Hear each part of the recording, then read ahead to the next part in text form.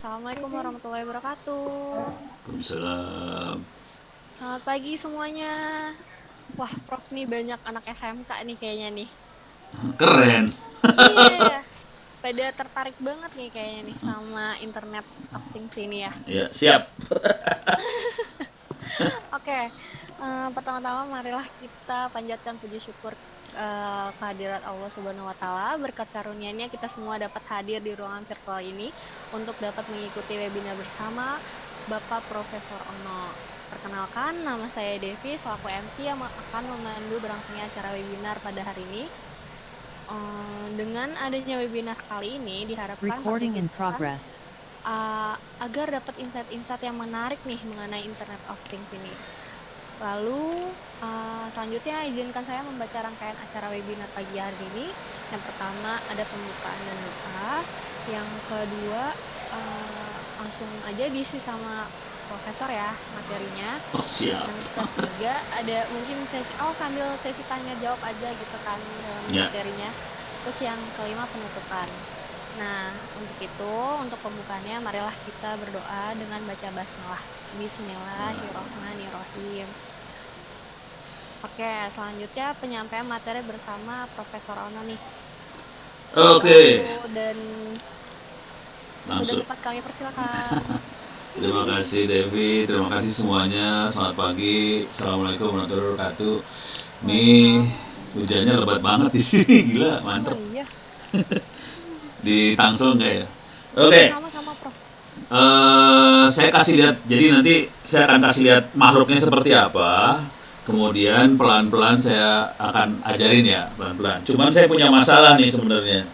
Karena alatnya ada yang lagi nggak bisa ngomong. Pusing saya. Saya kasih lihat dulu ya. Ini saya cabut aja lah.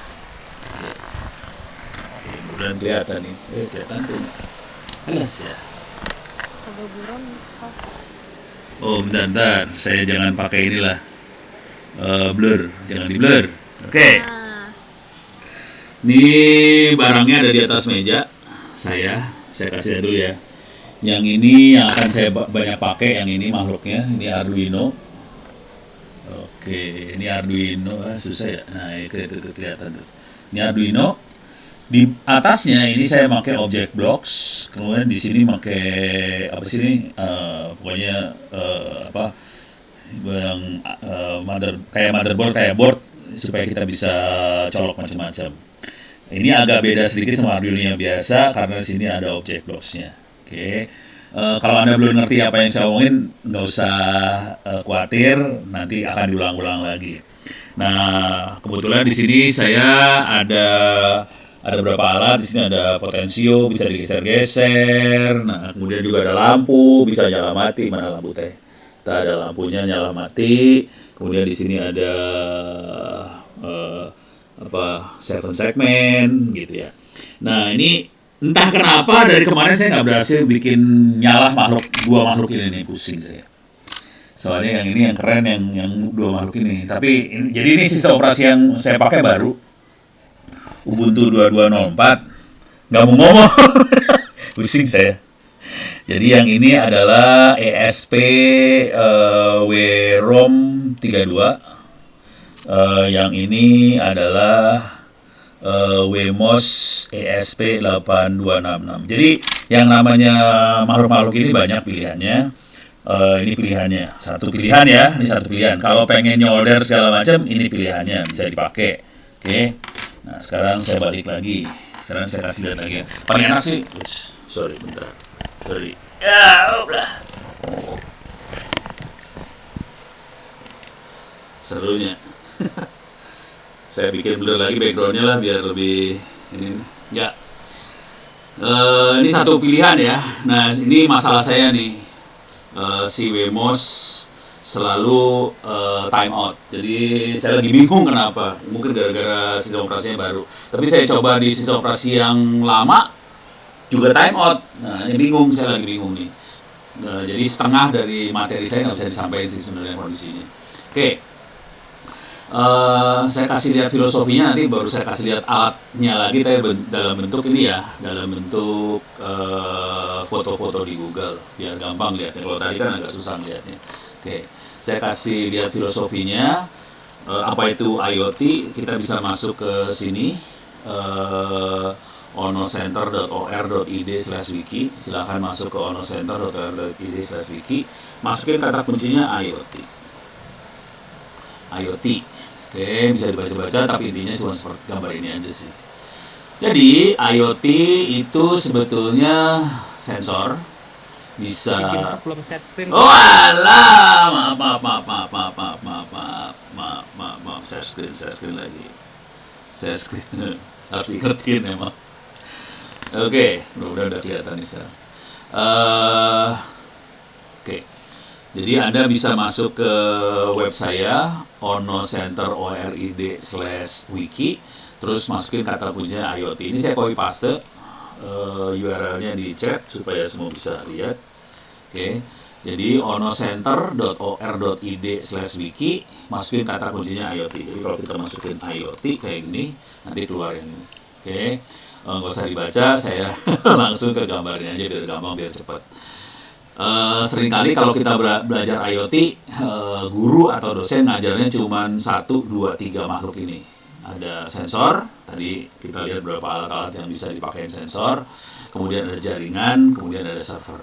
Oke, servernya buat nerima data yang kita terima dari sensor. Jadi nanti sensor akan ngirim data ke server, kira-kira kayak gitu ya.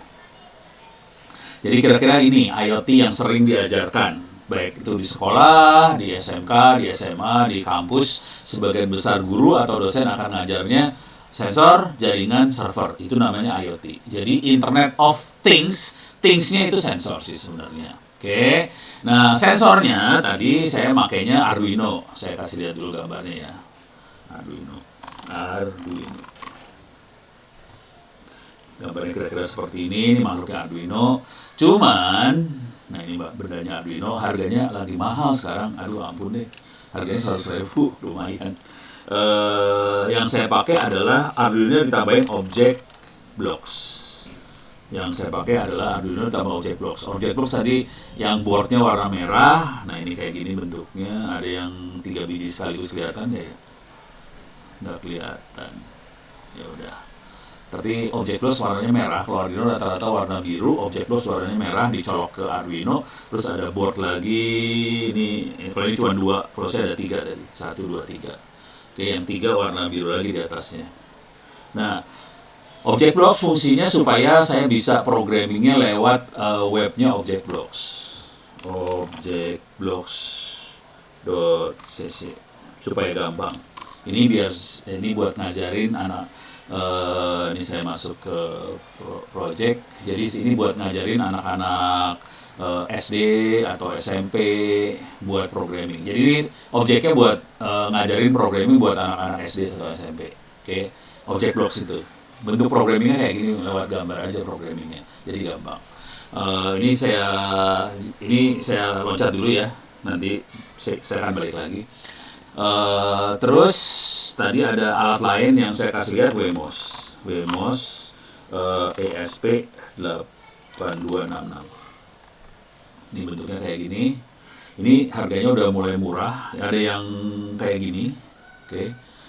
Ada yang sekecil ini harganya 25.000 perak kalau Wemos yang kayak ginian. Oke, ada yang gede seperti Arduino bentuknya, ini harganya sekitar 60 ribuan. Jadi ada yang 25.000, ada yang 60.000 rupiah. Jadi saya cenderung pakai Wemos. Cuma entah kenapa ini nggak mau ngomong sama komputer saya. Soalnya saya baru ngecek kemarin. Ternyata masalah. Pusing kepala langsung. Alah, ya nggak mau ngomong. Ini komputernya baru diformat nih. Sistem operasinya Ubuntu baru banget. 2204. Jadi nggak tahu kenapa nggak mau ngomong. Jadi saya nggak bisa demoin yang keren banget sih sebenarnya. Oke, jadi barangnya ini ya, Wemos. Terus satu lagi yang ada di saya juga adalah ESP32. 32 WROM 3 WROM gitu 32. Yang saya punya. Ini barangnya yang ini nih kira-kira. Harganya mahal sih 90.000. Jadi nggak rekomen sebetulnya. Ya kita eksperimen mah gitu, kadang-kadang cari yang lucu-lucu seperti apa bisa dipakai. Ini kalau berbentuk hardware. Bisa nggak kita main IoT dengan alat yang kita punya? Bisa. Anda bisa pakai handphone. Jadi handphone Anda itu sudah ada sensor macam-macam. Apa ya? Smartphone Android ya, smartphone Android. Jadi handphone Anda itu udah punya macam-macam sensor dalamnya, ada sensor lokasi, ada sensor getar lah, macam-macam sensor udah ada dalamnya, bisa kita pakai juga. Jadi kalau kita balik lagi ke sini, mana tadi? Nah ini sensornya tidak harus berbentuk hardware, bisa juga handphonenya kita. Oke.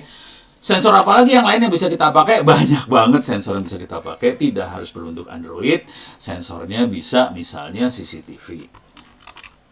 Cuman datanya kalau CCTV kan video ya, jadi datanya bisa video. Oke, sensornya seperti itu. Kira-kira kayak gitu ya. Nah, sebagian besar dosen akan atau guru akan, tadi saya jelasin, sebagian besar dosen atau guru akan teranginnya kayak gini. Sensor, jaringan, server, di community server. Sebetulnya, cuman ini udah kelasnya agak naik sedikit. Sebetulnya kalau Internet of Things yang benar, sebetulnya di server ini dikasih lagi aplikasi buat nganalisa datanya.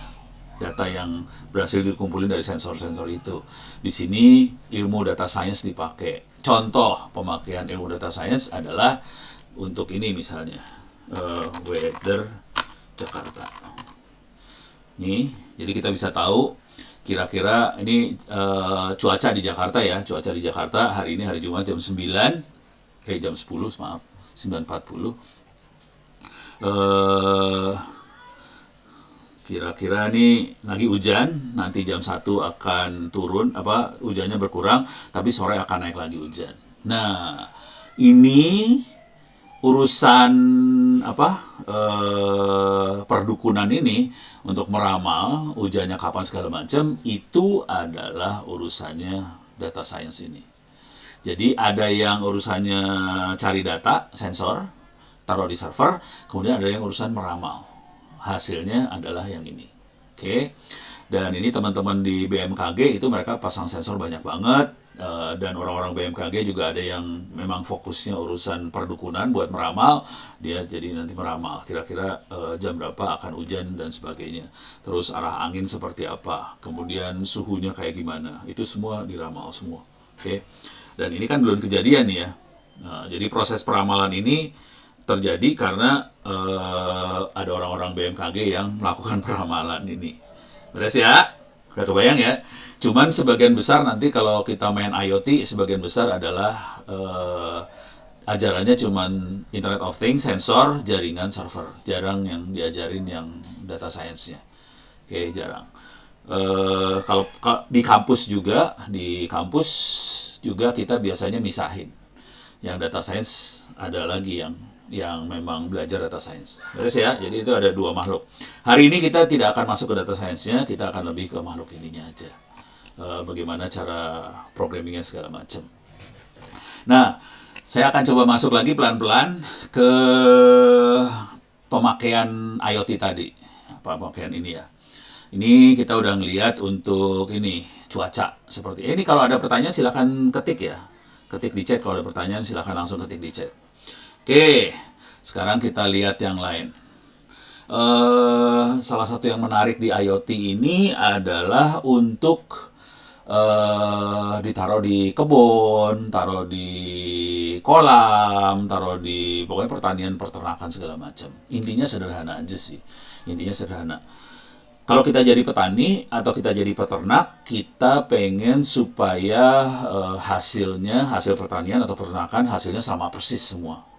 Jadi misalnya kita beternak ayam, kita pengen ayamnya gedenya sama semua. Kalau yang satu gede, satu kecil kan susah kalau kita jual ke pasar, ke mall, ke supermarket. Ini yang satu gede, yang satu ayamnya beratnya 20 kilo, yang satu ayam beratnya sekilo gitu kan. Jualnya susah itu. Kalau ada orang mesen, Pak minta pahanya doang, mau paha dari ayam yang mana? 1 kilo atau yang 20 kilo? Nah, kan beda itu ayamnya. Jadi mereka berusaha bikin supaya semua ukuran ayam sama, semua ukuran sapi sama, semua ukuran kambing sama, semua ukuran padi sama, semua ukuran cabai sama. Jadi semuanya dibuat bikin sama semua. Bagaimana caranya supaya sama? Kita pakai IoT. Jadi IoT ini dipakai untuk ngatur makanannya dibikin sama semua, airnya dibikin sama semua, suhunya dibikin sama semua, cahaya dibikin sama semua. Jadi cahaya, makanan, air, semuanya dibikin sama.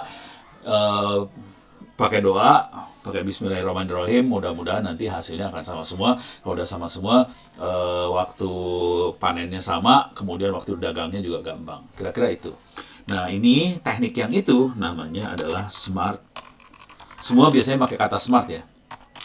Smart farming. Farming. Nah, ini dia smart farming. Jadi dibikin sama semua. Nah, ini contoh alat smart farming. Udah ada yang dagang sih nih di Topet deh. Topet, Tokopedia, mereka dagang nih. Wah ini mah smart parking. Carinya smart farming kok keluarnya parking sih, gimana sih? Rese. Parah. Ya balik deh lah. Oh iya, parking kenapa saya salah baca ya? Jarang sih yang jual smart. Nah ini ada, ini luar negeri ya, autonomous farming system, smart farming teknologi luar negeri banget nih. eh ini Demak Kabupaten Goide. Ini Dinas Pertanian dan Pangannya Demak. Dia ngajarin konsep smart farming. Kadang-kadang dia nyebutnya precision farming atau precision agriculture. Jadi kadang-kadang dia kasih pakai namanya smart atau precision. Kata kuncinya smart atau precision ini yang biasanya dipakai. Jadi ada precision farming, smart farming, ini precision agriculture. Jadi intinya mereka pengen bikin produknya sama semua. Oke, kira-kira kayak gitu. Nah, ini baru di urusan ini apa pertanian. Kalau kita lihat di urusan yang hewan peternakan, yang paling kerasa banget adalah biasanya udang. Saya coba lihat ya. Saya nyimpan nggak ya di sini? Udang. Nah ini teman saya Pak Andri Johandri sama Erni. Eh, Dia ini lokasinya di Pemalang, Jawa Tengah. Tambak udang Faname di Pemalang, Jawa Tengah. Dan udang ini seru banget sih sebenarnya. Udang itu kita punya masalah besar karena supaya udangnya hasilnya bagus kita harus kontrol banget si kualitas airnya. Jadi suhunya harus benar, pasokan makanannya benar, semuanya harus benar. Nah, untuk ngontrol nggak mungkin orang jongkok di depan kolam terus ngatur, susah tuh urusannya. Jadi mereka bikin peralatan seperti ini. Ini malam-malam dia foto. Gelap. Ini Arduino sih dalamnya, ini ada layar LCD segala macam. Nah, dia ngontrol sih. Ini alatnya buat ngontrol ke tambak ini intinya. Jadi dia ngontrol suhu, ngontrol apa segala macam dikontrol supaya hasilnya bagus banget. Gitu ya. Nggak mungkin sama orang sih, kalau udah sampai level itu tidak mungkin orang. Oke. Ini di dunia pertanian, peternakan. Apalagi yang yang yang main IoT juga. Kalau kita ngelihat ke dunia kesehatan, rumah sakit segala macam, pakai IoT banget kalau udah di situ mah. Oke, coba kita lihat di rumah sakit ya. IoT in hospital. Hospital. Itu IoT banget sih rumah sakit mah. Kita lihat gambarnya aja ya. Waduh. Nah, ini kayak gini-gini lah. Paling enak lihat gambar-gambar kayak gini sih. Oke. Di sini si pasien dipasangin alat wearable device, jadi alat yang kita pasang paling blow on sih misalnya alat buat ngukur tekanan darah lah, ngukur suhu lah. Ini kan ada heartbeat rate monitoring sensor. Jadi dia ngukur apa heartbeat jantung, detak jantung ya. Dia ngukur tekanan darah, terus dia ngukur apa lagi? Nah ini semuanya dikirim ke cloud, masukin data. Jadi semua sama sih, sensor, jaringan, server. Kayak gitu. Terus ada dokter yang buat analisa. Jadi semuanya sama, konsepnya sama semua sih. Yang seru adalah bagaimana kita bisa analisa seperti ini. Oke. Jadi nanti harus belajar kalau emang serius tergantung. Jadi nanti tergantung bidangnya ya. Kalau rumah sakit, ya udah kita cari peralatan yang sensor yang bisa dipasang di manusia buat ngukur tekanan darah lah, ngukur detak jantung lah, suhu apa segala macam semuanya otomatis, dan ini semuanya dikirim datanya ke pusat supaya dari pusat kita bisa monitoring semua. Jadi nggak perlu sampai si perawat ngelihat satu-satu, ya mungkin tetap butuh ya, perawat tetap butuh ngelihat satu-satu, tapi ada pusat yang monitoring dan itu nanti dikontrol sama komputer semuanya. Oke, ini ada pertanyaan. Mau tanya, sensor itu sebenarnya apa tadi yang Bapak bilang dari CCTV, HP ada sensornya, saya pengertian sensor cuman gerak melewati suatu benda. Oke, ini pengen tahu yang di HP ini ya. Kalau CCTV sih gambar sih ya. Kalau CCTV jelas gambar. Nanti gambarnya Anda perlu belajar yang namanya, jadi gambar dikirim ke server kayak CCTV biasa, nanti servernya kita analisa tuh gambar. Kalau itu agak beda sama yang Arduino. Jadi kita belajar analisa gambar. Kalau itu CCTV, nanti HP kita bahas. Tanam chip di tubuh, serem kalau yang itu mah. Ono juga nggak berani, tapi nggak tahu lah kalau kalau kalau dokternya berani masih bisa tanam chip di manusia. Saya nggak berani. Contoh tanam chip, contohnya buat pacu jantung ya. Pacu jantung kan tanam chip, cuman itu nggak dikirimin ke ini ya, kirim ke mana sih, ke server biasanya. Cuman saya waktu itu, waktu setahun yang lalu, 2 tahun yang lalu lah, lupa ya, saya ketemu sama teman orang Indonesia, dia mah gila itu mah, dia nanam chip, tapi bukan di tubuh manusia, dia nanam chip di tubuhnya sapi. Oke, jadi kasusnya ceritanya gini, ini bentuknya cerita ya. Coba bentar. Sensor sapi bahasa Inggrisnya teh naon ya? Sapi teh cow, sensor cow in body gitu ya. Ada nggak? Jadi dia nanam di ada nggak ya? Cow, bukan. Cow ini keluarnya kan karena manusia semua ya. Sensor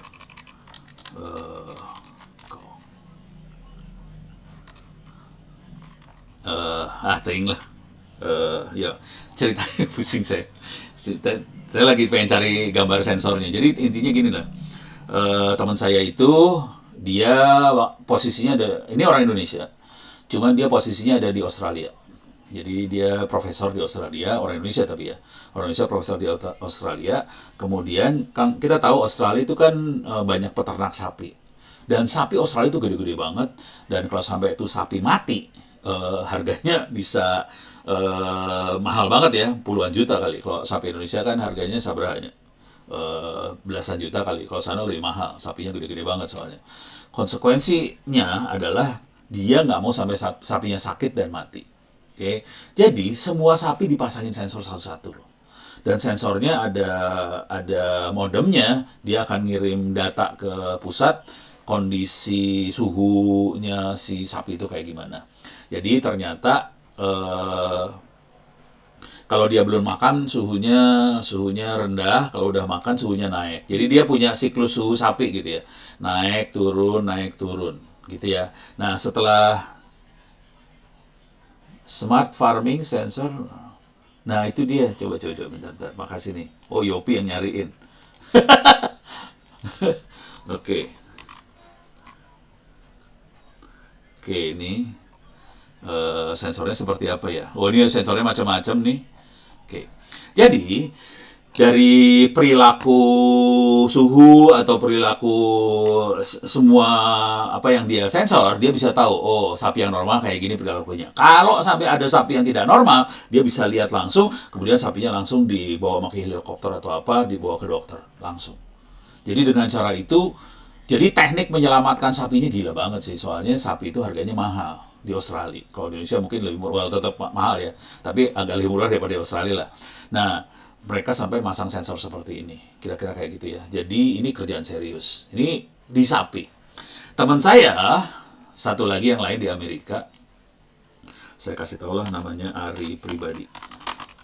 Dia sekarang jadi warga negara Amerika sih. Ari Pribadi. Oh, coba bukan Krishna Ari Pribadi. Wah, dia jarang naro ini rupanya, jarang naro gambar. Parah. bukan, nggak ada. Ini orang emang nggak pernah naruh gambar dia di internet. Kalau saya banyak gambarnya. Jadi hari ini teman saya waktu SMA, cuman dia sekolah S1-nya di Amerika, kemudian apa itu Pak? Itu lagi ngomong apa nih, pertanyaannya nggak tahu yang kemana nih. Jadi Ari pribadi ini di Amerika yang dia lakukan bukan ke sapi tapi ini ada pertanyaan. Ini saya jawab dulu ya sebelum saya terusin urusan Krishna Ari pribadi. Sensor apa yang dibutuhkan untuk tanaman hidroponik untuk memantau kadar air pH nih? Oke. Caranya gini. Sensor pH hidroponik, Indonesia gimana sih? Hidroponik. Biasanya agak mahal kalau ini ya. Sensornya kalau yang bagus ya, kalau yang murah sih murah. Nih, mahal tuh. 400.000. Jadi ada sensornya, udah siap seperti ini, tinggal dipakein aja sih. Ini sampai sejutaan. Kalau udah kayak gini, kalau udah serius harganya mahal sih. Kalau PH murah-murah, ya murah. Tapi kalau, nah ini kelihatan dia pakai Arduino nih. Ini pakai Arduino. Oke. Jadi bentuknya kayak gini sih sensornya. Ada yang jual sensor pH meter segala macam ada. Nanti ada juga sensor misalnya apa? Bukan arus air, apa sih? Water flow gitu ya. Water flow sensor. Jadi kita bisa ngelihat air arusnya kayak gimana, kita bisa ngatur juga. Ini bisa water flow kayak gitu nih. Bisa kayak gini juga water flow sensornya. Kalau ini yang murahnya nih, ini kalau nggak salah harganya cuma berapa belas ribu lah. Saya kalau di rumah kebetulan, kalau saya di rumah di Tangsel, saya pasangin kayak ginian juga buat ngatur ini sih, ngatur apa sih pengairan buat taman lah. Soalnya kan saya jarang di rumah di sana. Kalau nggak di rumah kan tamannya nggak disemprotin, nggak dikasih air. Akhirnya saya kontrol airnya pakai ginian juga sih. Jadi, wah ini langsung pada nanyanya sensornya doang ya. Nah ini sensor mikroba sama virus nggak tahu saya. Jujur nggak tahu, saya nyari ya. Tapi saya nggak yakin bisa dapat nih sensor. Soalnya itu urusannya makhluk hidup sih. Detection mikroba bahasa Inggrisnya microbe gitu ya, microbe gitu ya, harus pakai bahasa Inggris kalau nyari-nyari gitu. Ini mah buat ini bacteria detection ada nih, buat deteksi bakteri harganya parah 10 juta. Ini bukan yang ini nih, ada yang buat deteksi mikrobanya langsung. Ini ada, ini bisa caranya dikasih lihat nih caranya, biosensor design. Jadi ada sih, cuman harganya udah ngeri-ngeri kalau udah kayak ginian. Asli, low cost bacterial detection technology, use smart apa gitu nih kayak gini. Oke, jadi ada sih. Jadi sarannya kalau mau nyari-nyari bisa pakai bahasa Inggris, usahakan pakai bahasa Inggris, masukin di Google, bisa mulai ketemu. Cuman baca semuanya, jangan langsung pas keluar kita beli gitu, jangan. Ini ada yang lebih serius nih.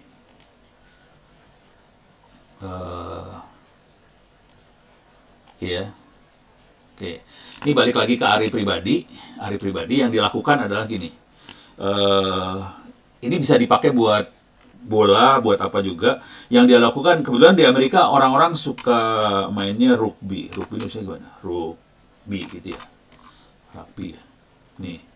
Mainannya kayak gini, tapi yang tabrak-tabrakan, jadi yang harus ini kan rugby mah Inggris ya. American football. American football. Sama kayak di Indonesia. Di Indonesia kan pada hobi main bola ya. Di Amerika, mereka hobinya American football. Nah, ini kelihatan mereka selalu harus pakai baju. Ini harus ada bajunya, ada helm dan sebagainya.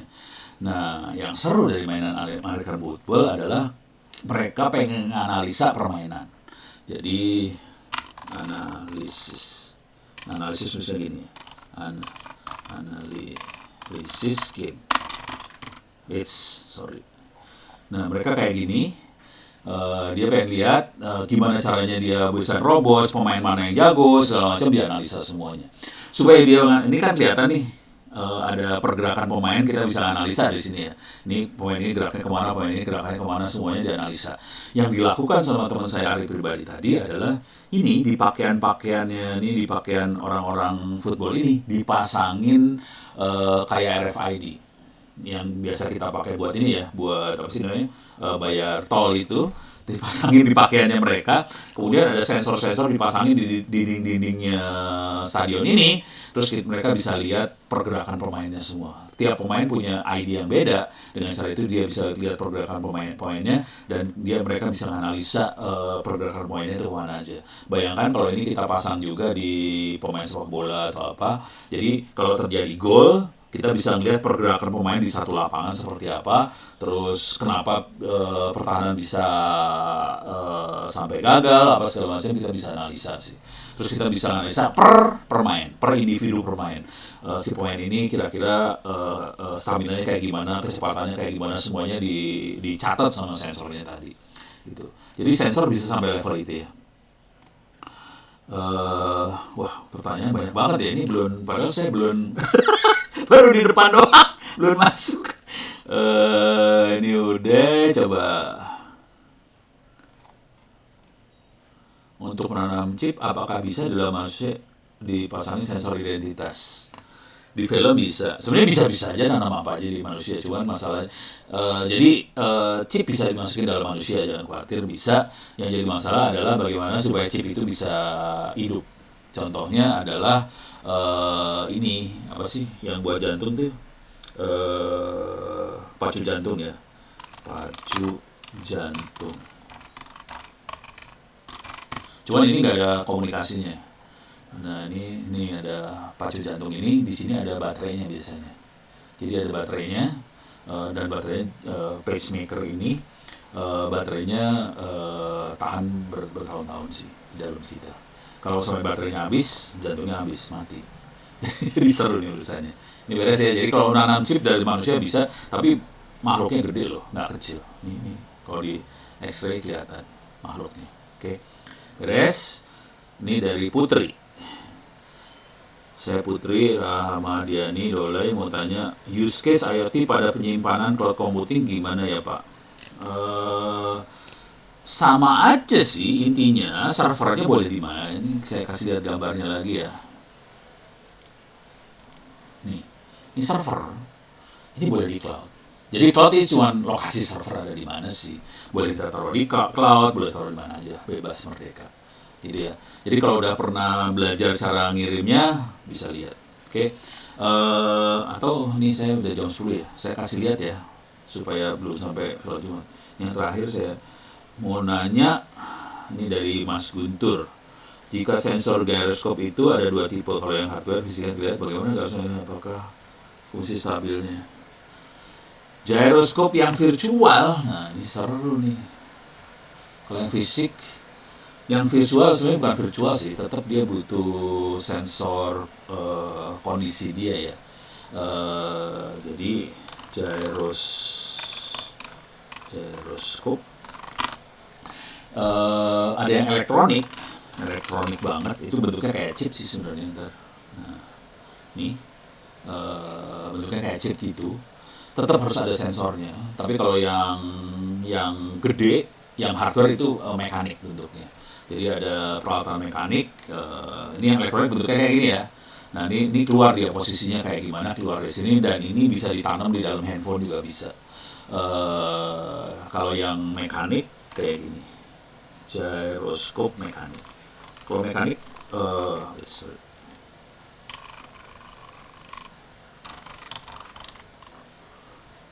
nih bentuknya kayak gini ya. Bentar, cari gyroscope. Biasanya pakai roda-roda. Nah ini kayak gini, pakai roda kayak gini. Jadi yang mekanik bentuknya kayak pakai roda kayak gini. Oke, mekanik banget, dan ini sangat sensitif terhadap gerakan segala macam. Kalau yang elektronik di dalam chip semuanya. Oke, ditaruh di chip ini dan kita bisa pasang. Harganya sekitar 74.000, 44.000 kira-kira kayak gitu. Kalau nanya stabilitas segala macam, bagusan yang mekanik. Kalau nanya itu ya, cuman harganya juga lebih bagus. Cuman kalau saya sih kalau buat mainan dulu awal, saya cenderung ke yang ini loh, yang elektronik aja. Kalau yang awal ya, kita cuma nyoba-nyoba segala macam, kita bisa pakai elektronik. Memang tidak sepresis yang itu. Nah sekarang balik lagi ke pertanyaan Putri. Kita pengen lihat gimana penyimpanan di cloud. Saya akan demoin langsung. Demonya saya akan pakai alat yang ada di sebelah saya, yang tadi saya kasih. Atau mau lihat lagi, nggak usah lah ya. Saya kasih fotonya aja ya. Fotonya tadi saya ada Arduino pakai objek block.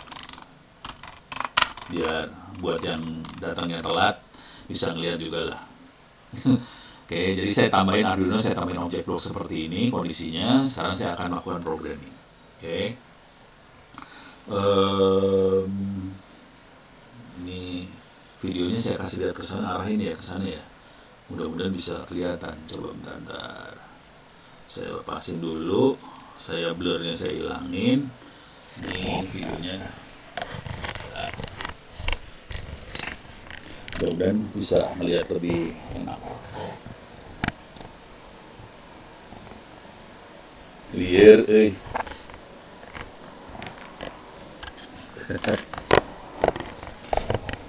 atau gini bisa nggak ya?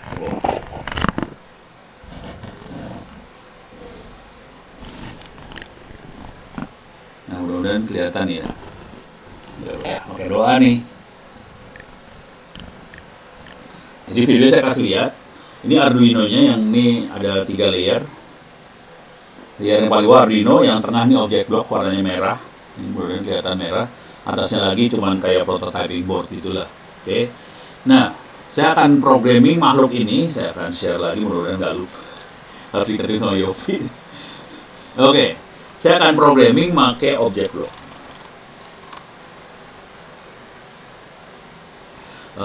Login. Oke. Mudah-mudahan Anda tetap bisa melihat ini. Saya kasih lihat ke sini ya. Kita programming yang sederhana dulu ya, sebelum saya ngirimin ke cloud. Oke, saya akan programming sederhana banget. Ini programming yang paling sederhana adalah bikin lampunya nyala mati, bling bling. Ini lagi program nyala mati lampunya ya. Nah, programming kalau yang sering nanti di guru-guru di SMA, SMK atau di kampus dosen, mereka akan ngajarin pakai bahasa C yang sebelah kanan. Jadi ada void setup sama void loop. Loop itu muter jalan terus. Jadi pertama kali adalah pin 13 high, delay 500 millisecond setengah detik, pin 13 low, delay 500 millisecond setengah detik lagi, looping terus. Nah, kita harus ngeset di bagian setupnya supaya pin 13 jadi output. Dia bisa diset sebagai output atau input. Kalau output dia sinyal keluar, kalau input dari luar masuk ke dalam. Gitu ya. Kalau dia keluar dia bisa nyala matiin lampu dan sebagainya. Nah, ini programnya cuma kayak gini doang sih. Ini saya lepasin ya. Ini programming kayak gini banget ya, bego lah pokoknya programming. Jadi programmingnya cuma gini aja. Jadi pertama LED di onin, kasih delay, kasih offin, delay. Kalau pinnya saya ganti ke pin lain, kita ganti aja ke pin yang mana. Ini kebetulan udah saya set ke pin 13 sih. Oke, jadi on off-nya kayak gini doang. Kalau waktunya mau dinaikin ya ini jadi 1000 1 detik sekali berubah. 1000. Oke, coba lihat. Coba saya bentar ya. Saya bisa ngelihat ininya enggak? Nah, ini kelihatan ya. Apa sih namanya? LED-nya lagi nyala mati kelihatan ya. Soalnya saya nggak bisa lihat muka saya sendiri gambar saya. Ini LED-nya lagi nyala mati. Oke, sekarang saya akan kirim. Ini caranya cuma kayak gini doang. Ini saya programming lewat web ya, saya nggak install apa-apa, saya kirim datanya, download. Ini datanya dikirim.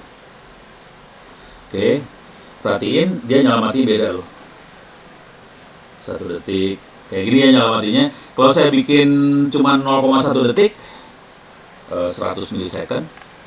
Ini 100 millisecond. Berarti nyala matinya akan berubah nih sekarang. Saya download lagi. Download. Nah, perhatiin alamatnya beda banget. Nah, sekarang bagaimana kita ngirim data ke cloud? Ya, buat kirim data saya akan ganti program. Misalnya program paling blow on. Nah, ini biarin aja dulu. Saya ganti program ya. Atau ini saya delete aja dulu. Ini Blink ini saya bisa nggak saya delete? Oh, bisa di delete. Confirm delete. Oke, saya akan bikin new program untuk pakai. Kalau Anda lihat di sini ada slider. Ada slider di sini kelihatan ya, coba bentar. Oke, ini ada slider. Bisa digeser-geser nih slidernya. Dan di sini ada nah, yang ini ada 7 segment. Saya akan bikin supaya slider bisa ngirim data ke 7 segment. Oke. Programnya juga nggak susah, gampang banget. Nanti datanya kita kirim ke web, ke storage di internet. Oke. Jadi kita bikin program namanya slider. Gitu aja lah. Oke. Program namanya slider, sensornya adalah yang kita pakai adalah sensornya read di bawah.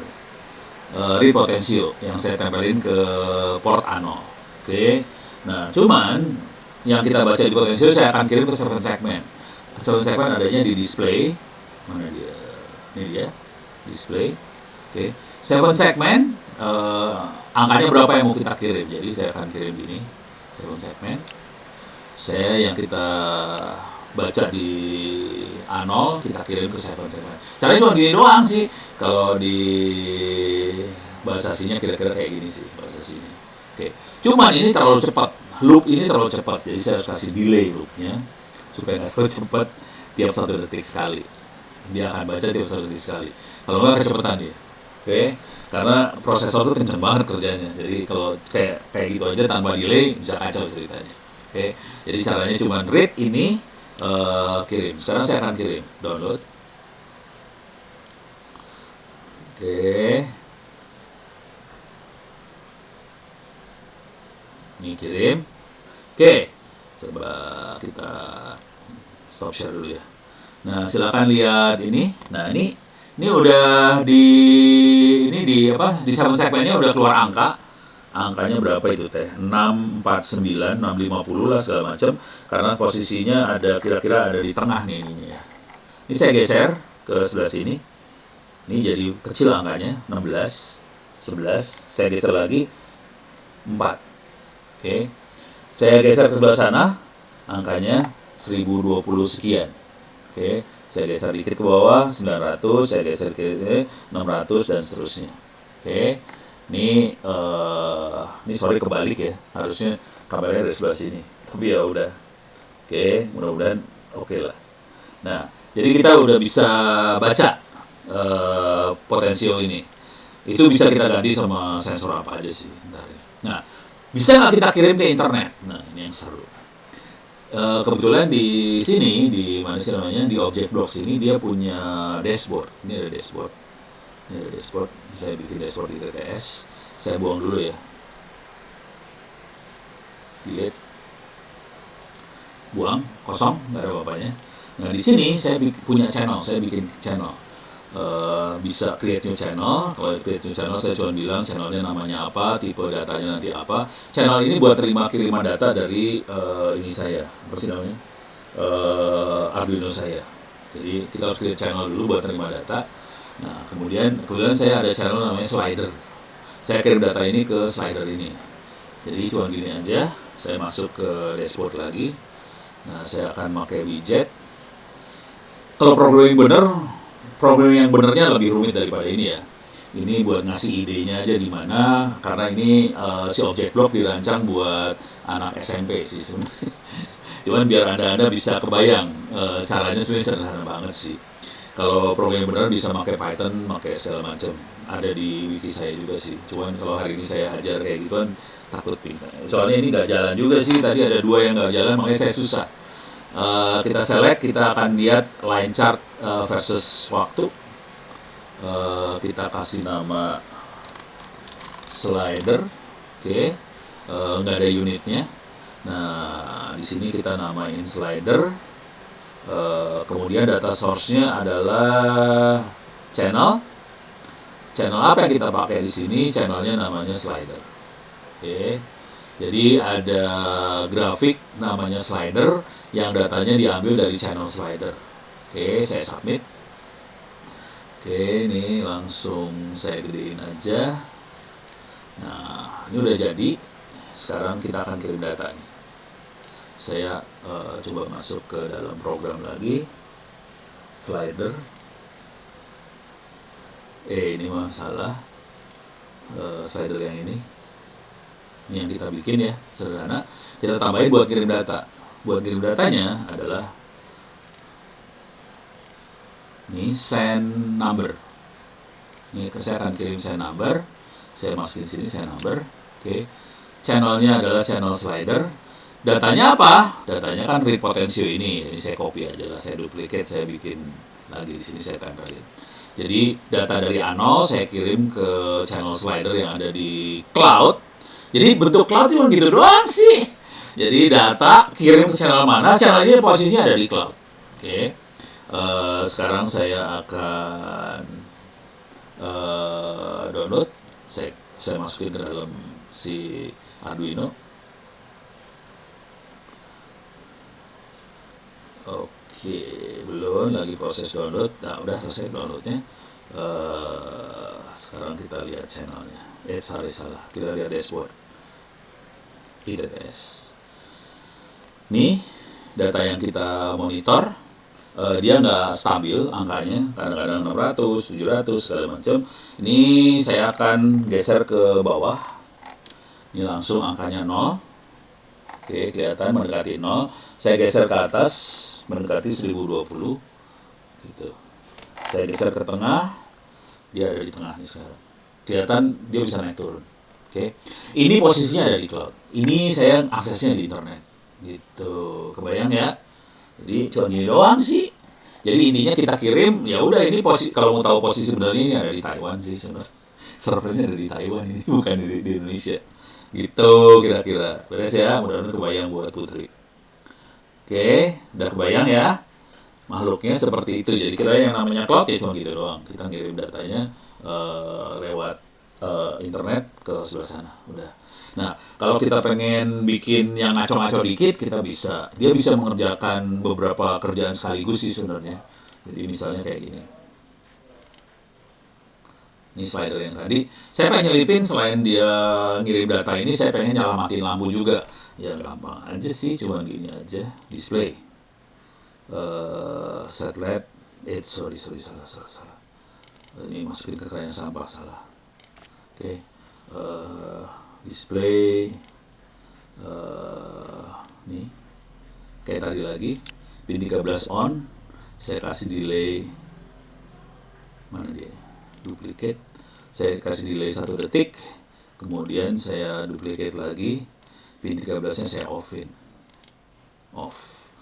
Jadi baca A0 kirim ke 7 segmen, baca A0 kirim ke slider, terus kasih delay 1 detik, nyalain lampu, delay 1 detik lagi, matiin lampu, terus naik lagi ke atas. Cuma gini aja, ngeloop aja nih.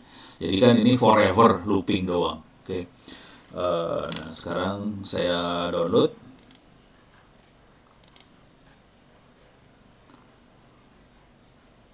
Oke, jadi dia mengerjakan dua ini sekaligus ya, dua apa sih namanya, dua fungsi sekaligus. Jadi bisa dua fungsi sekaligus. Sekarang kita lihat, ini saya tutup dulu ya share screen-nya. Nah, silakan lihat videonya lagi. Ini lampunya kurang kelihatan ya, nyala matinya. Di sebelah sini kelihatan nggak? Iya, agak kelihatan. Ini kelihatan. Ini yang nggak kelihatan sekarang.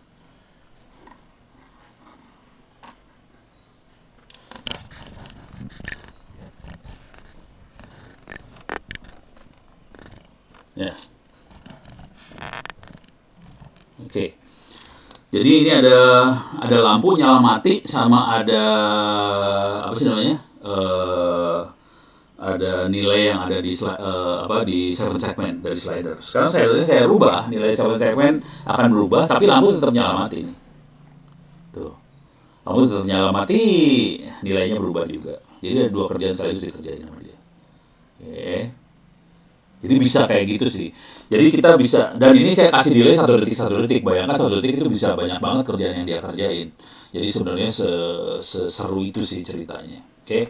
Nah, ini saya akan bikin lagi program yang ngaco lagi. Ini kira-kira kayak gini tekniknya. Saya coba share screen lagi. Ini saya bikin program ngaco lagi ya. Sekarang saya tidak akan bikin delay. Oke, ini saya buang delaynya. Delaynya tetap butuh delay sih sebenarnya. Yang ini saya buang semuanya, delay 3 blocks. Iyalah. Oke. Ini tetap saya butuh. Nah, sekarang saya pengen bikin supaya kalau slider di naik turunin, coba saya bisa nggak? Ini dia bisa ngerubah intensitas cahaya LED-nya. Oke, cahaya LED bisa kita rubah kalau LED-nya dipasang di pin 9. Oke, saya akan rubah ke pin 9 LED-nya. Dan ini intensitas cahayanya dikontrol sama si potensio misalnya. Jadi kita bikin cerita lain lagi ya. Saya akan bikin supaya intensitas LED dikontrol sama potensio. Yang jadi masalah adalah intensitas ini maksimum angkanya 255. Sebenarnya potensio angkanya 1024. Jadi konsekuensi yang terjadi adalah saya harus bikin supaya ini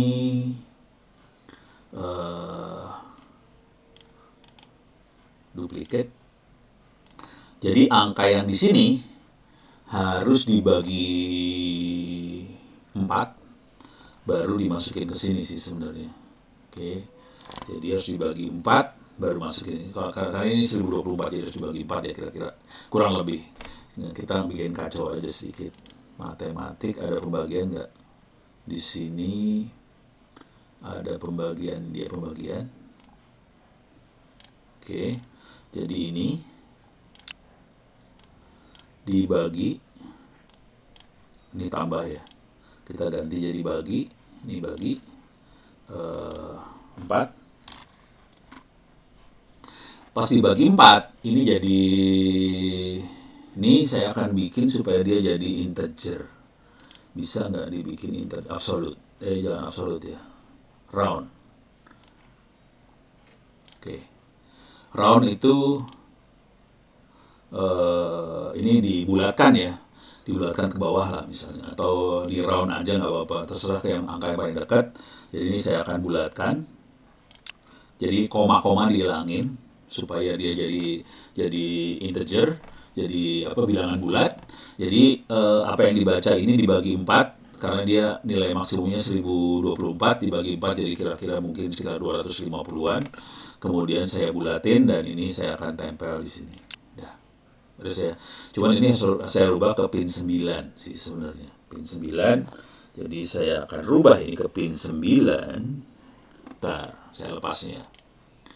Oke, ini sekarang saya akan rubah ke pin 9. Pin 9 teh ada di sini. Gini.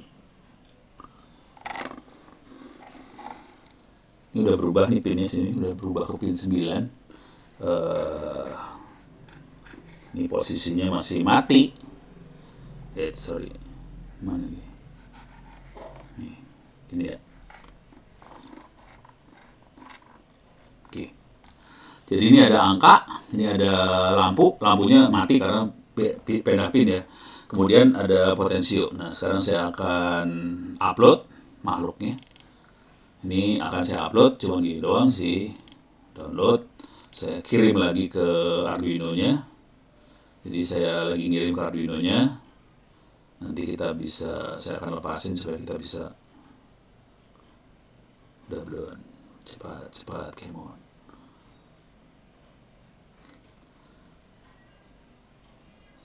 Lama juga ya.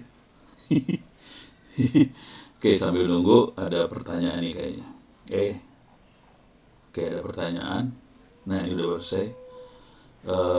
Supaya mudah mungkin nggak bisa digunakan sebagai hal, misalnya memberi makan ikan, smart home, cuaca, lampu segala macam. Iya, tadi di awal dijelasin sih, saya tambahin lagi ya. Kemudian di sini ada ngomong smart home, ada ngomong lampu jalan dan sebagainya.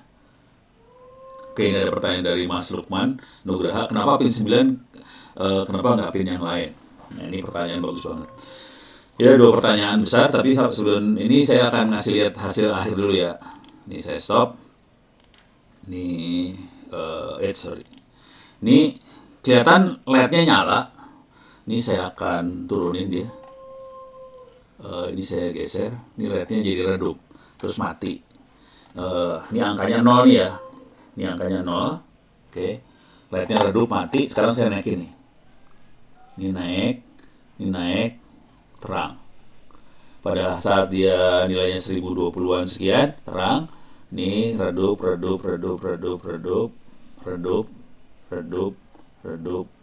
mati.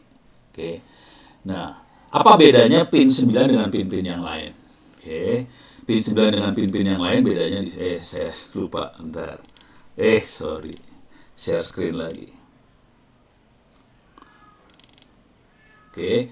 Kenapa harus pin 9? Kenapa nggak pin yang lain? Karena pin 9 istimewa. Ada beberapa pin yang istimewa di situ. Jadi pin 9 itu istimewanya dia punya kemampuan PWM. Nah, ini ilmu-ilmu ini adanya di dunia elektronika nih, minta maaf. Di informatika nggak diajarin nih kayak ginian. Jadi ada yang belajarnya hanya komputer informatika, nggak diajarin PWM. Oke. Makhluk apakah itu PWM? Coba signal. Ada yang bentuknya gambar sinyal. Nah, ini ada sinyal PWM-nya langsung nih. Ini ada sinyal PWM-nya. Singkatan dari Pulse Width Modulation. PWM adalah Pulse Width Modulation. Saya coba lihat gambarnya ya. Nah, ini dia. Kalau sinyal sinus, PWM-nya kayak gini dia. Jadi PWM adalah sinyal tapi bentuknya 0,5 volt. 0,5 volt tapi lebarnya diatur sesuai dengan sinyal yang sinusnya tadi. Ini sinyal sinusnya. Jadi bisa kecil, bisa lebar banget. Konsekuensinya apa? Kalau sinyalnya kecil, jadi lampu LED tadi nyalanya nggak banyak. Kalau setengah ini lampu LED lagi setengah nyala. Kalau banyak kayak gini, lampu LED-nya akan lebih nyala lagi. Kalau makin banyak, ini istilahnya duty cycle ya. Kalau makin lebar ininya, lampu LED-nya nyala banget. Jadi saya ngerubah cahaya LED dengan saya ngatur lebar dari si sinyal PWM ini. Nah, ini sinyal PWM-nya diatur, kalau di sini tadi dia ngatur. Jadi harus agak ngerti-ngerti elektronik lah kayak gini mah. IoT itu masalahnya itu. Nah, masalah besar di IoT adalah sebagian besar dari kita pada nggak diajarin elektronik. Kebanyakan belajarnya langsung codingnya doang. Nah, mati dah lu bagian yang itu. Jadi emang harus ngerti elektronik ya. Coba bentar. Nah, ini kan cuma kayak gini aja nih ya. Intensity. Jadi kalau kita lihat lagi ke display, nah di sini cuma tulisnya intensity. Padahal di balik intensity itu ada teknik PWM yang buat ngatur intensity-nya. Gitu. Kira-kira kayak gitu sih. Jadi PWM itu ngatur intensity-nya. Dari mana? Gitu ya. Ngaturnya dari PWM. Gitu ceritanya. Dan itu hanya nggak semua pin dari Arduino bisa dibikin PWM. Kebetulan 9 bisa. Kalau kita lihat di sini dia bisa di mana aja, bisa diklik sini nggak? Sorry. Kita bisa lihat yang bisa dibikin PWM adalah 3, 5, 6, 9, 10, 11. Jadi tidak semua pin bisa dipakai sih sebenarnya. Hanya pin-pin ini aja 3, 5, 6, 9, 10, 11 yang bisa dipakai. Beres ya? Itu PWM. Jadi ini adalah fitur-fitur yang banyak dipakai buat bikin IoT tadi. Nah, ini ada pertanyaan balik lagi. Fungsinya lebih ke arah fungsi dari si IoT tadi. Oke. Beri makan ikan, smart home tadi urusannya bisa PWM, bisa matiin lampu ya. Kalau di rumah saya yang di Tangsel ada 2 fungsi yang dipakai di IoT-nya.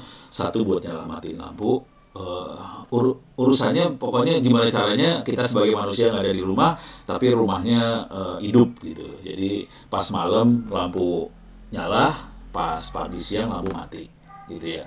Terus satu lagi adalah buat nyiram tanaman. Jadi cuma 2 aja yang saya bikin. Caranya gampang banget sih sebenarnya caranya. Untuk kalau nyelamatin lampu kan cuman pakai ini doang ya, relay. Mungkin saya pakai paling gampang pakai Miro lah. Kita gambar ini ya, blok diagramnya aja pakai Miro, terus alatnya seperti apa gitu ya. Jadi kalau untuk nyelamatin lampu sih gampang banget, asli gampang. Cuma masalah timer aja. Jadi kalau kita lihat dari sisi barangnya, ini ada, kalau mau yang rumit ya, saya bikinnya nggak serumit ini sih, saya bikinnya gampang banget sih. Ini ada yang bisa Arduino atau apa aja lah terserah. Nah di sini ada relay ini sih sebenarnya, relay. Kemudian di sini lampu.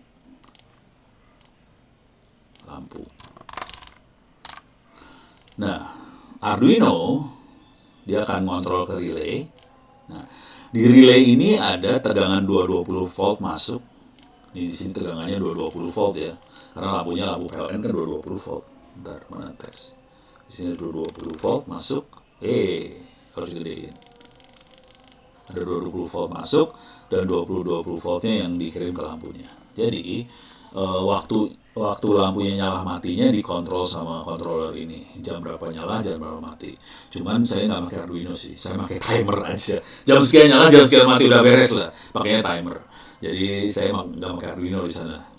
Soalnya biar ya udah nyala mati aja. Saya nggak pakai ini, saya nggak pakai timer. Lupa, maaf, saya nggak pakai timer. Saya pakai sensor cahaya. Jadi di sini saya pakai sensor cahaya.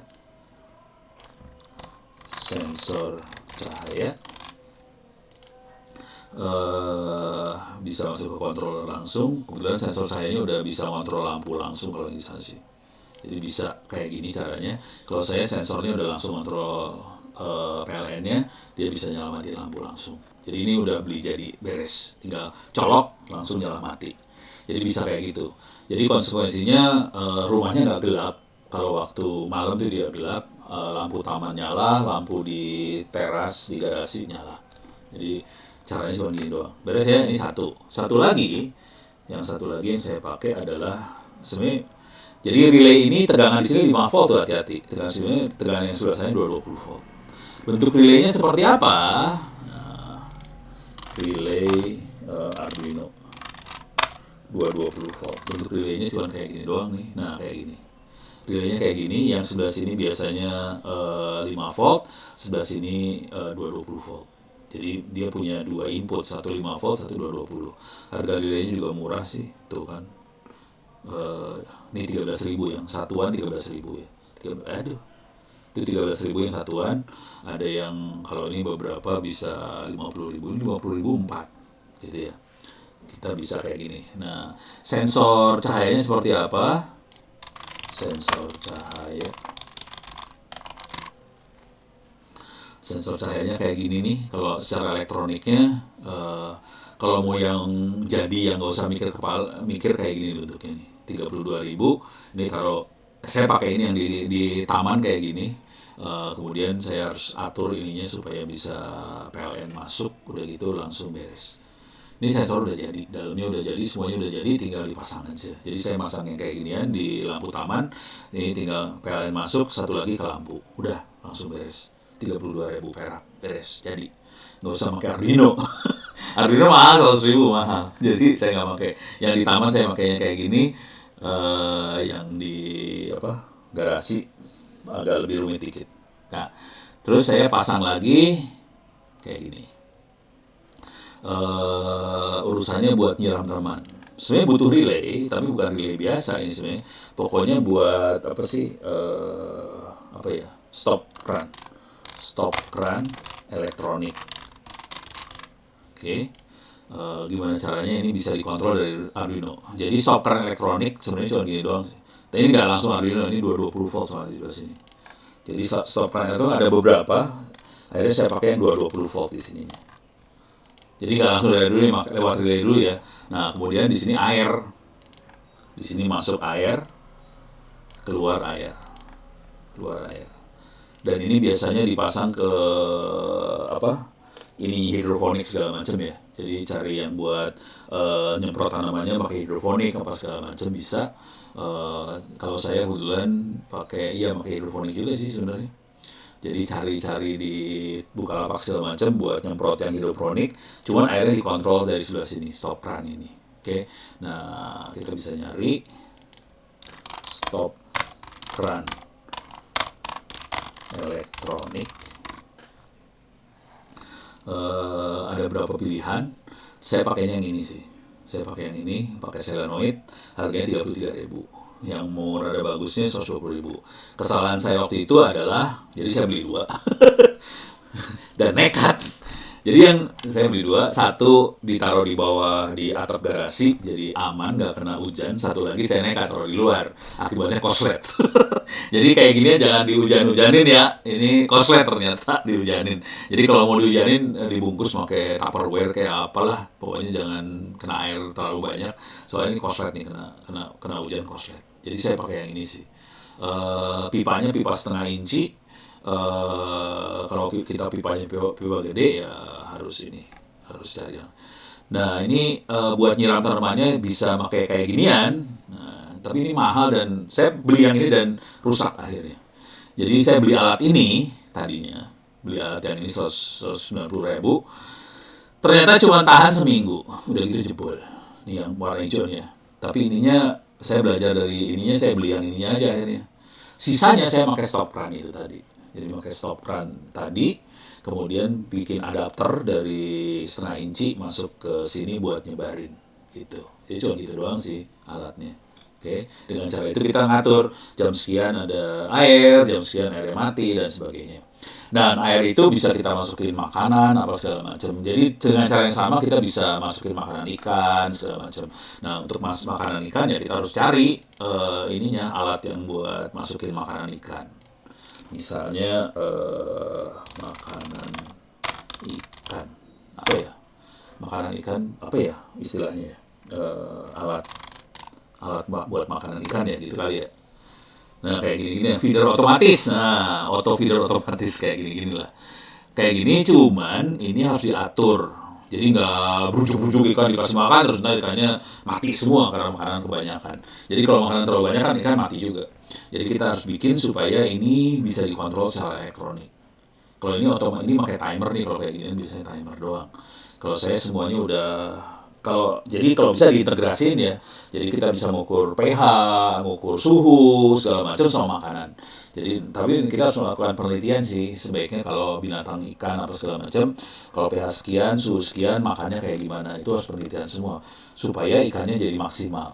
Kira-kira kayak gitu. Jadi ini harus mainan sih, lucu. Jual pakan ikan otomatis lengkap terbaik. Wah, mantap dah. 90.000-an tuh kan. Harga-harganya sih lucu-lucu sih harganya, masih agak terjangkau lah, maksudnya nggak sampai juta-juta gitu ya. Harganya masih oke-oke lah gitu. Udah mulai kebayang ya. Nah, sekarang apa tadi? Itu smart home ya. Cuaca udah, lampu jalanan. Nah, lampu jalanan contoh paling realnya adalah Pemda DKI. Itu lampu-lampunya dikontrol semua dari pusat itu. Jadi paling gampang nih kontrol. Jangan di Tokopedia, cari di sini dulu ya. Kontrol lampu jalan. Jadi semuanya googling aja sih. Kalau ini semuanya pakai timer rata-rata ya. Jadi kita harus bikin controller yang bisa nge-remote jarak jauh sih sebenarnya. Ini otomatis outdoor ini makanya. Kalau di Pemda DKI dia ngontrolnya udah pakai komputer jarak jauh, semuanya dikontrol jarak jauh. Intinya dari kontrolnya si Pemda DKI adalah dia pengen supaya bisa menghemat anggaran. Karena lampu kan duit ya. Jadi kita harus mati lampu pada saat nggak dibutuhin, dia nyalain lampu pada saat dibutuhin banget. Jadi dia buat menghemat anggaran, dia pasang ini otomatis. Akibatnya dia menghemat belasan miliar rupiah. Jadi ngehemat, bener-bener ngehemat ya. Miliar hematnya. Jadi ini kerjaan serius. Jadi kalau kita lihat pemerintah daerah, kota, segala macam, ini urusannya bagaimana dia menghemat anggaran sih, ujung-ujungnya menghemat anggaran. Contoh lampu. Contoh yang lain yang dilakukan oleh Pemda DKI adalah Pemda DKI punya banyak alat berat buat apa? Nah kayak gini-ginian banyak banget di DKI ya. Buat apa nih? Buat ngerok sungai apa segala macam, mereka pakai alat-alat berat seperti ini. Oke, yang masalah dengan alat-alat berat ini adalah mereka ada dua hal, minimal dua ya. Minimal mereka harus tahu alatnya ada di mana. Kalau itu kan kayak GPS aja sih sebenarnya ya, harus dia kasih tahu lokasinya di mana. Yang kedua adalah nah ini yang masalah dengan Republik Indonesia ya. Kadang-kadang alat-alat berat ini suka kencing sembarangan di mana aja dia buang. Buang solar bukan. Jadi mereka bisa buang solar sembarangan. Konsekuensinya dia harus masang sensor di bukan pompa bensin, apa sih namanya, tempat bensinnya dia lah. Dengan cara itu dia bisa tahu ini alat beratnya lagi kencing atau enggak. Nah itu yang dilakukan sama Pemda DKI. Jadi mereka masang sensor-sensor ini di peralatan alat berat ini dan mereka monitoring banget peralatan alat berat dia kondisinya kayak gimana. Udah mulai kebayang ya? Jadi ini sensor-sensornya. Oke, sekarang udah mau jam 11 ya. Kita sampai hari Jumat ya, sampai jam 11 aja kali ya. Kalau sampai jam 12 kan nggak mungkin. Bisa berapa urusannya nanti. Saya dimarahin sama yang bikin manusia. Ini udah mulai kebayang. Kalau ada pertanyaan silahkan taruh di chatting. Nah sekarang teman-teman saya juga pada hobi mainan kayak ginian semua. Tapi kira-kira bentuk alat-alatnya kayak gini doang. Nah teman-teman pada bikin seperti ini contohnya. Ini dulu ya. Ini muka gue kelihatan nggak ya? Coba lihat. Oke. Ya siap. Oke, nih blur lagi backgroundnya lah, blur. Oke. Saya pengen tahu pada tahu nggak? Ini yang dilakukan sama kita lihat yang paling modern dulu lah, Google Map. Ini Google Map ya, semua tahu Google Map, pasti sering pakai Google Map lah. Ini kita bisa lihat ini adalah peta Jakarta. Paling gampang dari Google Map kita bisa lihat kondisi lalu lintas. Ini kondisi lalu lintas nih. Kita bisa lihat kondisi lalu lintas sekarang di Jakarta. Buset, macet semua, jalan macet. Kacau. Buset, macet semua. Aduh, kasihan deh orang-orang di Jakarta pada macet. Ini Outer Ring Road-nya macet. Ini ke Tangerang macet. Ini di Ancol ke airport macet semua. Oke, yang hijau di sini ini tol Cempaka Putih sampai ke Cawang. Hijau Jakarta Barat ini di sini hijau juga. Di Tangerang Selatan lancar. Konsekuensinya rezekinya lebih lancar daripada Jakarta. Ya, Jakarta rezeki macet. Oke, silakan tulis di chatting nih buat semua peserta. Silakan tulis di chatting. Buat yang di Tangsel nggak usah nulis. Yang peserta yang di luar Tangsel Jakarta silakan tulis di chatting. Pertanyaannya gini, kok Google tahu jalannya macet? Tahu dari mana? Ayo. Kok tahu jalannya macet? Taunya dari mana? Halo. Nggak pernah tahu? Serius ini? Nggak tahu. Oh, sorry. Berarti, ini saya lagi bacanya parah. Banyak pertanyaan. Berarti kalau kurang kita harus nambahin Arduino lagi. Bagaimana cara yang pasarnya sudah ada bahkan lebih murah? Ya, ntar ya. Ini saya lihat jawaban ya. GPS smartphone, ya benar jago. Ini Mas Guntur. Di HP-nya ada mode satellite traffic, aplikasi Find Me, gitu. Jadi mulai kebayang ya bahwa handphone kita lapor ke Google sih sebenarnya. Handphone kita tahu posisinya dia ada di mana, kemudian handphonenya lapor ke Google. Dengan cara itu Google bisa tahu kondisi jalan macetnya kayak gimana. Oke, nah sekarang ini fungsi dari yang namanya ini kalau kita lihat ini ya tadi. Gambarin balik lagi, mana gambarnya teh? Ini ya. Ini dia. Jadi fungsi data analisis, data mining ini dia nentuin jalan macetnya di mana segala macam. Itu namanya klasifikasi jalan macet. Dia melakukan klasifikasi. Oke, ini jalan macet, ini jalan lancar, itu klasifikasi. Di samping itu, Google juga punya kemampuan buat ini nih, buat jadi dukun. Oke, saya akan ngasih lihat perdukunannya. Saya akan ngasih lihat Jakarta ke, jadi salah satu IoT ini tadi dukun, contohnya BMKG ya, dia kan dukun dari cuaca. Nah sekarang kita lihat Google Map dukun untuk traffic dari Tangerang ke Jakarta. Oke, ini dia ngasih jalan nih, Tangerang ke Jakarta lewat sini dia sarannya sekarang. Karena lewat sini macet, dia sarannya lewat sini tapi kelihatan macetnya. Oke, saya akan zoom in dikit, ini kita bisa lihat macetnya. Kalau berangkat sekarang, coba kalau saya berangkat padanya masih jam sekarang ya, dia masih sama macetnya. Coba kalau saya berangkatnya besok, tolong lihat warna merah macetnya ya. Saya lihat besok nih, ini hari Sabtu, langsung beda macetnya ya. Coba kita lihat hari Minggu, langsung tidak macet. Ini belum kejadian dan Google tahu bakal nggak macet kalau hari Minggu. Kalau Sabtu agak lebih lancar daripada hari Jumat. Nah ini namanya dukun. Nah gimana dia bisa perdukunan ini? Karena dia melakukan mata-mata sih sebenarnya. Jadi kalau kita lihat lini masa kita, dia Google memata-matai kita bertahun-tahun dan dia dari bertahun-tahun dia memata-matai, dia bisa tahu kira-kira kalau hari ini bakal macet nggak. Ini adalah lini masa saya, dia bisa tahu saya udah pernah kemana aja. Nih insya Allah hari Minggu berangkat lagi nih ke Jeddah segala macam. Jadi pernah ke sini tapi insya Allah berangkat lagi dan ini dia bisa lihat. Nah kita bisa lihat lebih detail lagi. Saya ini ya.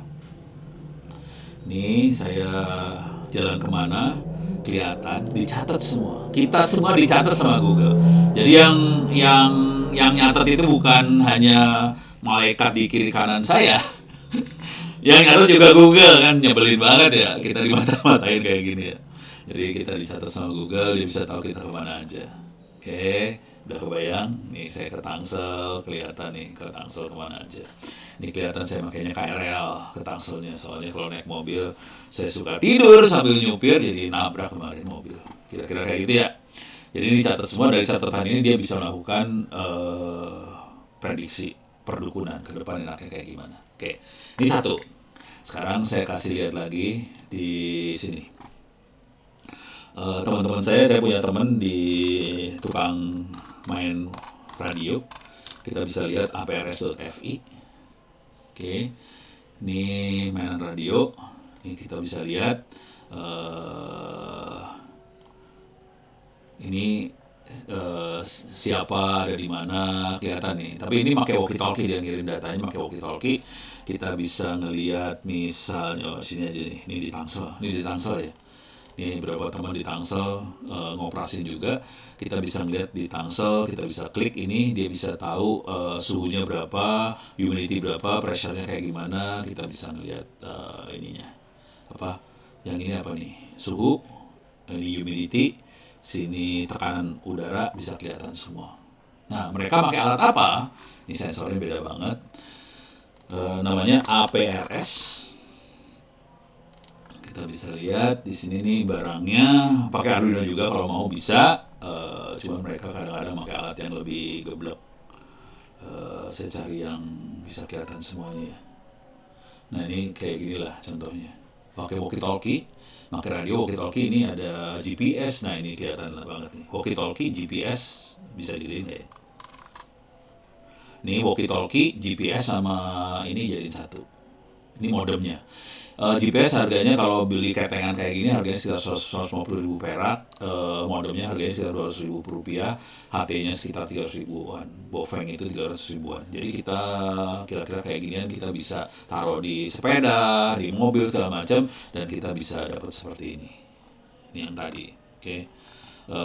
Kalau kita ke Singapura lebih gila sih, anak-anak Singapura lebih gila lagi daripada Indonesia. Tangsel lumayan. Ini Bandung juga ada beberapa yang main di Bandung tapi kalah sama Tangsel. Di Jogja juga ada kalau nggak salah, tapi kalah. Yang gila-gila mah Jakarta sih, emang Jakarta. Tapi kalau kita ke arah Singapura, lebih gila lagi Singapura biasanya. Oh, Singapura Malaysia kan gila kan. Ini Malaysia Singapura. Nah, ini kita bisa lihat ada yang lagi jalan. Kita bisa tracking jalan. Oke, beres ya. Nah, ini 10 menit terakhir lah sampai jam 11 ya. Ini udah waktunya sholat Jumat, bingung kalau diterusin ntar. Nah, yang terakhir saya pengen ngasih lihat programming buat Android, buat handphone. Tapi ini levelnya buat level SMA, SMK kayak gitu ya. SMP, dan saya pakai ini buat ngajar anak SD waktu itu di Doha, di Qatar. Oke, ngajarnya anak SD. Programming Android sendiri. Kita bisa pakai ini, App Inventor. Oke. Anda bisa belajar App Inventor ini. Ini kayak tadi, kayak object block sama. Cuman kita bisa bikin aplikasi handphone. Ini saya tutup ya, continue tutup. Nah, ini bisa bikin aplikasi handphone-nya bisa kita rubah-rubah, mau handphone table size, monitor size, segala macam. Ini saya pakai handphone yang kayak gini aja. Di sebelah kiri ini ada button, tombol, checkbox, ada image, apa segala macam. Kita bisa atur layout juga. Kita bisa nyambungin kamera, video, suara, text to speech segala macam. Ada juga peta, kita bisa aturin peta di sana. Ada sensor.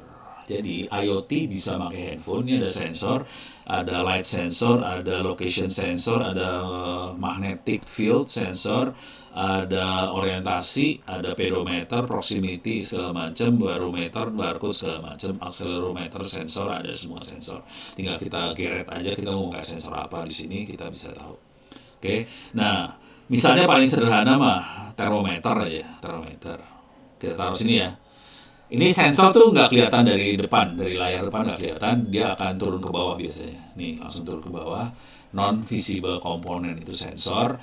Nah, kalau kita pengen bikin aplikasi sederhana buat ngukur suhu misalnya, ya udah, misalnya kita pengen supaya nanti suhunya ditampilin di ini ya,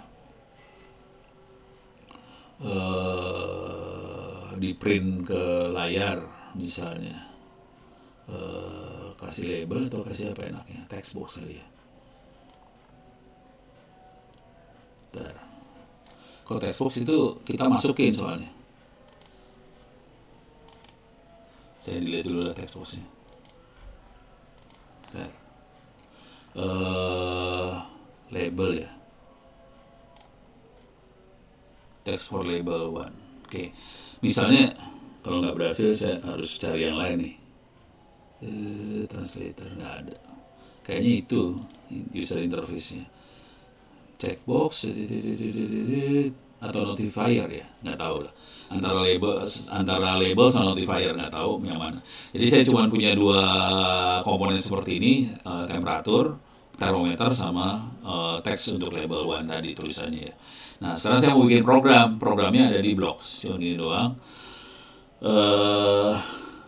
Nih, oke, set label 1 ada teks nggak? Nah, ini dia.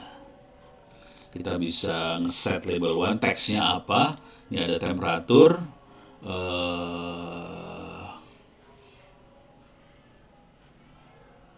temperatur ini di sini. Jadi temperatur dimasukin ke text label 1. Tinggal yang ini ditampilin. Buat tampilin pakai apa ya? Gue lupa. Saya lagi lupa buat nampilin pakai apa. Saya balik lagi buat nampilin notifier kali ya. Notifier kali ya. Oh, notifier mah di sini. Dibuang dulu lah, bukan. Saya lupa nampilinnya pakai apa ya. Button, label, text box. Coba bisa nggak text box buat nampilin? Oke.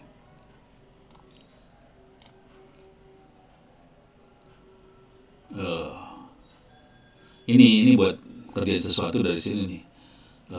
Bisa gini, ini bisa kita sini. Cuman konsekuensinya kalau kayak gini,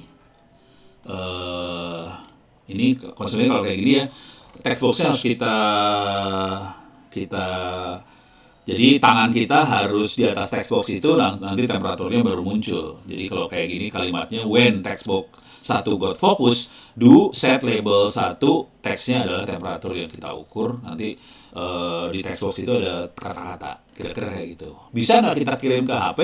Gampang, cuman gini doang kita kirim ke HP. Cuman build, Android APK-nya di build ini, jadi aplikasinya kita build, nanti dia akan keluar QR code, kita pakai HP, kita baca QR code-nya, nanti aplikasi yang saya buat ini akan aplikasi yang kita buat ini akan keluar di handphonenya kita. Jadi cuma gitu doang sih. Oke. Tapi ini saya belum coba ya. Ini saya harus nyari gimana caranya langsung keluar di aplikasi ini. Pakai apa ya? Buat ngeprint. Ini sih saya sebenarnya urusannya ngeprint. Gimana ngeprint ke layar? Gue lupa pakai apa. Ini lama juga ya ngompilnya. Dia ngompil lama langsung keluar. Jadi caranya gitu sih sebenarnya IoT. Nah kalau mau IoT banget, kita harus ini kirim ke mana sih namanya, ke server. Nah ini kelihatan. Ini ada QR code-nya, bisa di-scan atau kita download APK-nya ke komputernya kita, nanti bisa dikirim pakai WhatsApp atau apa ke teman. Ini aplikasi yang saya bikin loh gitu. Bisa pakai WhatsApp kita kirim atau pakai QR code kita ambil. Sah, dua-duanya bisa. Terus ya, ini lucu banget, ini makhluk ini lucu banget, kita bisa ngerjain. Ini saya buang dulu ya. Dismiss, ini saya buang. Sorry. Di bawah sini ada, ini enggak? Kayaknya ada. Oke, ini saya buang ke sini. Oke, delete. Oke. Nah, ini kita bisa bikin aplikasi macam-macam sih. Jadi bikin aplikasi di Android semudah ini sih sebenarnya. Nah, kebetulan Android itu udah banyak sensornya, jadi kita bisa pakai Android buat melakukan ini semua. IoT juga. Tinggal belajar gimana ngirim data ke server, kira-kira kayak gitu. Data yang paling gampang ngirim data ke server, kita pakai connectivity biasanya. Ini, oke, kita bisa pakai connectivity. Dia ada sambungan ke web. Storage. Bukan, salah, maaf, storage. Kita bisa masukin ke TinyDB atau bisa ke CloudDB. Jadi bisa ke cloud, bisa ke data file apa segala macam. Jadi intinya kita kirim data tadi, kita kirim kemana gitu. Nah, nanti kalau di sini ya udah, nanti kita harus bikin program lagi buat baca data tadi sih sebenarnya, kira-kira kayak gitu. Kalau TinyDB, TinyWebDB ini adanya di handphonenya kita sih, gitu ya. Beres ya. Jadi udah mulai kebayang. Kita punya pilihan banyak buat IoT tadi. Bisa pakai Arduino, bisa juga pakai Android, bisa ini pilihan banyak macam-macam. Satu yang terakhir barangkali yang belum sempat dibahas terlalu banyak adalah kalau kita pakai CCTV. Jadi CCTV itu kan video ya. Ini video, CCTV video, dan biasanya disimpan videonya di ini recording buat ngerekam TV-nya. Ada harddisknya biasanya alat-alat ini. Nah, bisa nggak CCTV itu bisa kita datanya kita ambil, dan itu kita analisa segala macam, bisa banget. Tapi ini beda sama Arduino dan teman-temannya. Tadi kan datanya kita punya sensor. Kalau ini sensornya video. Oke. Biasanya kita ada banyak softwarenya. Salah satu yang sering dipakai adalah OpenCV. OpenCV. Oke. Saya lihat kamu ini bentuknya cerita aja ya. Saya belum banyak ngoprek-ngoprek juga OpenCV. Dengan OpenCV ini kita bisa ngenalin muka. Bisa ngenalin muka kayak gini, kita bisa ngenalin orang, bisa ngenalin ini orang, ada mobil, segala macam bisa dikenalin semua. Jadi kita pakai, jadi dari CCTV sebagai sensor, dikirim ke harddisk buat nyimpan video segala macam, terus jadi polanya sama aja, sensor, server, harddisk, analisa. OpenCV adalah software buat analisa ini semua. Jadi dengan cara itu kita bisa analisa traffic, kita bisa analisa kalau teman-teman tuh ada yang analisa buat buat warung, tenda biru dan segala macam. Kita bisa analisa seperti ini. Oke, ini masih ada 1 menit lagi. Saya kasih teka-teki dikit ya. Bukan teka-teki sih, saya pengen tahu aja Anda bisa nebak nggak nih. Kebetulan saya adalah juri di satu Indonesia Award. Kita akan launching minggu depan kayaknya. Indonesia satu Indonesia ini perlombaan buat anak-anak Indonesia yang dirubah ya. Wih, satu Indonesia lomba. Oke, katanya mau berubah sih. Jadi ini adalah award buat anak-anak muda Indonesia dan yang inspiratif. Usia di bawah 35 tahun, konsekuensinya kalau Anda umurnya di bawah 35 tahun, Anda bisa ikut. Ini adalah penerima award tahun lalu. Salah satu yang menarik, kalau nggak salah 2 tahun yang lalu atau 3 tahun yang lalu, namanya yoga. Imade Yoga atau apa gitu, pokoknya dari Bali lah. Oke. Nah, dia bikin ini dia. Masuk ke Play Store, Visgo. Dia bikin ini sih, aplikasinya. Visgo. Oke, ini Visgo. Aplikasi Visgo ini. Nah, ini saya kasih lihat yang ini aja ya, kelihatan. Di sini kelihatan. Nah, yang ini saya gedein aja biar ada kelihatan dikit. Aplikasi ini dipakai buat nelayan. Supaya nelayan tidak usah nyari. Jadi kita punya masalah dengan nelayan, banyak penduduk Indonesia kerjanya sebagai nelayan dan mereka harus banyak ngabisin bensin buat nyari ikan. Bayangkan kalau mereka melaut, dia udah tahu ikannya ada di mana. Dan maka aplikasi Visgo, sebelum dia turun ke laut, dia langsung tahu hari ini ikan tuna ada di mana. Langsung dia ke situ dan dapat ikannya. Kira-kira kayak gitulah aplikasi Visgo-nya. Coba si Yoga bisa kelihatan nggak di sini? Ini jurinya. Ini ada Bu Nila, Pak Emil, Pak Fasli, ada Bu Puni, ada Ono, ada Mas Azul, ada Dian Sastro. Ini yang bikin salah fokus semua. Ini kalau nggak salah 2019 ya, si Yoga tuh. Oh salah, 2018 berarti. Oh salah juga. Nah ini juga keren nih satu nih. Ini Notflux juga bagus, dia mainnya kayak gituan juga, tapi dia pakai CCTV. Yo, berarti 2020 dong. Iya benar nih dia orangnya. I Gede Merta Yoga Pratama, dia yang bikin Visgo. Ya. Pertanyaannya, silahkan dijawab sebagai pertanyaan terakhir dari saya. Pertanyaannya, bagaimana aplikasi Visgo-nya Yoga bisa tahu bahwa ikannya ada di situ? Bisa jawab nggak? Silahkan tulis di chat. Bagaimana aplikasinya Yoga tahu bahwa ikannya ada di situ? Ayo, ada yang bisa jawab nggak? Ini yang dia bikin keren loh, asli keren. Dari mana? Gak ada yang bisa jawab ya rupanya. Stres ini pada ya. Nggak kepikir gimana caranya si aplikasi Visgo bisa tahu ikan ada di mana hari ini. Jam sekian ada di sini, jam sekian ada di mana. Dia tahu loh, aplikasinya keren. Nggak bisa jawab rupanya, nggak bisa jawab, nyerah pada. Oke, caranya pakai ini dia. Ada Prof nih, ada yang Ada banyak. saya harus scroll ke bawah rupanya sih. Ono nggak nge-scroll sih soalnya. GPS smartphone mana tuh? Berdasarkan data migrasi iklan, recording live, jadwal Jokowi, bro, cuaca arus laut. Bener pakai pergerakan cuaca arus laut, cuman caranya dia pakai data dari Amerika. Jadi di Amerika ada NOAA. NOAA tuh kira-kira BMKG. No, mereka ngeluncurin satelit. Konsekuensinya dia bisa ngeliat ini ya. Sorry kok peta sih bego sih saya. Gambar, ini satelitnya NOAA. Dia nulis satelit, dia catat semua data-data tadi. Saya akan lihat si surface temperature. Jadi data ini ada di NOAA.